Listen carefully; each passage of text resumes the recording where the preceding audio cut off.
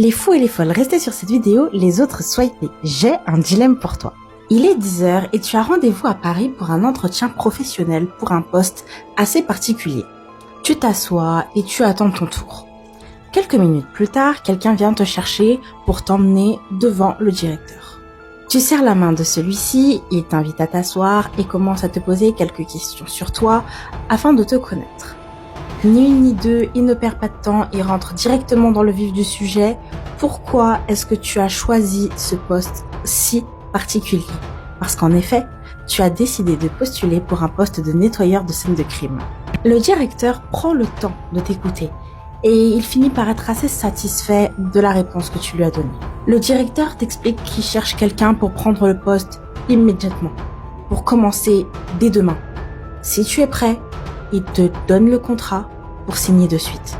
Le salaire, 12 000 € net par mois. Tu décides d'accepter, tu signes le contrat pour commencer dès demain. Le lendemain arrive et avant de commencer la première mission de nettoyage, tu fais un point avec le directeur. Il t'explique que tu travailleras en binôme et qu'il vous a affecté à un pôle VIP. C'est très simple. Vous aurez une liste auquel vous devrez vous rendre pour nettoyer les scènes de crime. Sauf que le directeur insiste sur un point très important, la discrétion, le secret professionnel. Les personnes chez qui vous allez vous rendre sont des gens assez connus, des personnalités qui s'adonnent à des activités plutôt louches et donc vous serez amené à connaître leur adresse et connaître leur identité. Au vu de la situation, deux choix s'offrent à toi. Soit tu décides de continuer ton métier de nettoyeur de scène de crime en sachant pertinemment ce qui se passe et tu décides de ne rien dire et d'empocher tes 12 000 € par mois. Soit tu décides de dire ce qui se passe, de donner l'adresse de ces criminels.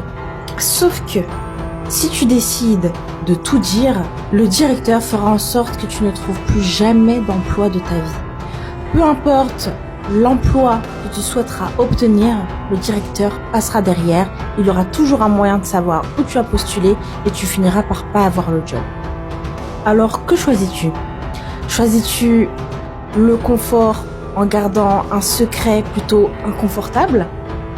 Ou décides-tu de dire les choses quitte à rester pauvre pour le reste de ta vie? N'hésite pas à indiquer ton choix en commentaire, j'ai hâte de savoir ce que tu vas choisir et n'hésite pas à t'abonner pour plus de dilemmes.